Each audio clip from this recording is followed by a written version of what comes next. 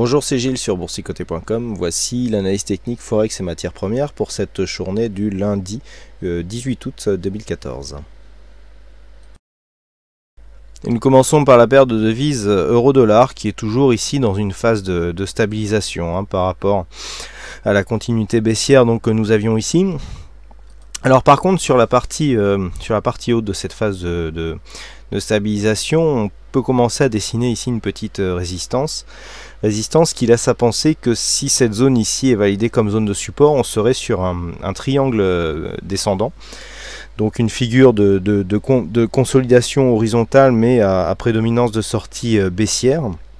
Donc si on venait ici casser cette zone des 1,3340, 1,3339, eh bien on validerait donc la poursuite de cette figure, dont l'objectif serait ici l'amplitude que nous avons là. Donc l'amplitude en fait elle est ici entre 1,3444 et 1,3340, donc quasiment 100 pips, 105 pips, et donc 105 pips sous cette zone, eh bien ça nous donnerait un objectif à 1,3235. Donc ce serait l'objectif d'une cassure ici si cette figure était validée donc comme un triangle baissier. Donc pour valider cette figure, eh bien il ne faut pas casser d'une manière trop significative cette zone de résistance.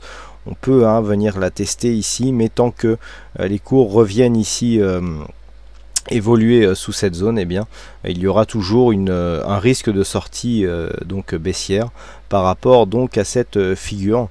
Et puis je dirais pour invalider le mouvement, il faudrait effectivement donc s'affranchir de cette zone de résistance et dans la foulée venir casser ici cette zone de point haut et valider ici une sortie par une cassure de cette deuxième résistance baissière, résistance qui matérialise ici une tendance un peu plus grande. Stabilité aussi sur le dollar yen, ça a été une journée très calme aujourd'hui, un peu comme sur les indices. On a ouvert sur une zone et puis on n'a pas bougé.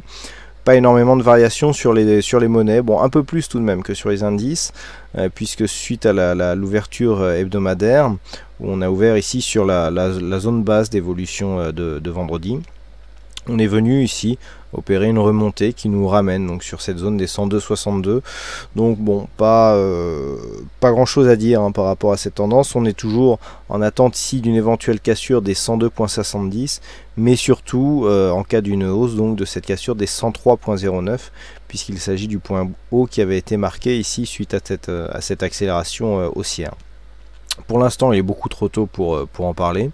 On est toujours dans une continuité neutre, donc dans un range moyen terme qui est neutre lui aussi, et que ce depuis plusieurs mois. Et d'un point de vue court terme, on aurait plutôt une petite préférence haussière, mais rien n'est confirmé pour l'instant. On a consolidé donc cette phase de hausse au-delà des 61,8%, donc là on a beau être remonté, il y a quand même de fortes probabilités maintenant que l'on revienne à terme sur cette zone. Donc pour l'instant il n'y a pas de mouvement de force qui pourrait nous faire pressentir ici une cassure de cette zone de plus haut, dans le vue d'une poursuite d'un mouvement haussier. Donc pour l'instant on reste dans l'attente donc sur la paire dollar-yen.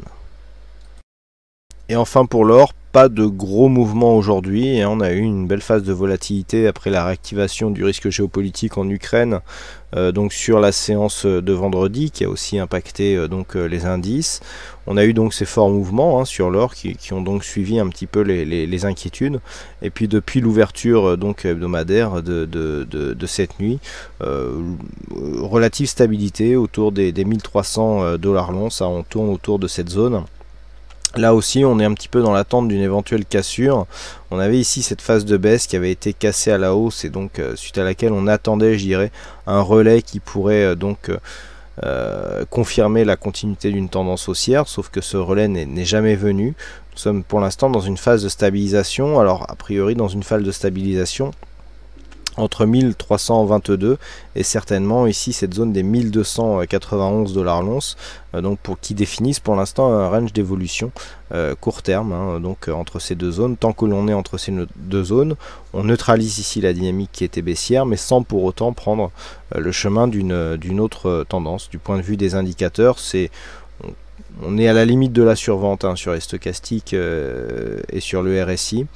Le MACD irait plutôt ici dans le sens d'un retournement mais l'amplitude est relativement faible, donc la probabilité aussi l'est que le retournement agisse immédiatement. En tout cas, elle serait, enfin, ça rend l'analyse beaucoup plus aléatoire. Donc, dans des conditions telles que celle-ci, il convient de prendre des repères, puisqu'effectivement, sur une cassure des 1291 à la baisse, eh bien, on aurait une tendance baissière et donc une dynamique qui apparaîtrait et qui poursuivrait, je dirais, cette tendance, puisque pour l'instant, les points hauts significatifs moyen terme sont toujours baissiers.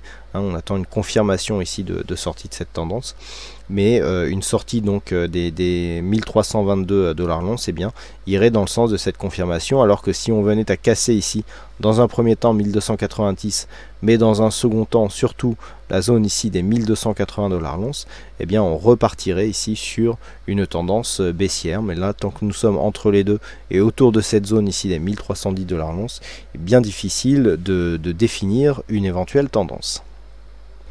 Voilà donc ce que nous pouvons dire sur cette analyse technique Forex et matières premières. Il ne me reste plus qu'à vous souhaiter à toutes et à tous une bonne soirée, bonne chance dans le prochain trade, et on se donne rendez-vous dès demain pour d'autres analyses techniques en vidéo. Bonsoir à tous.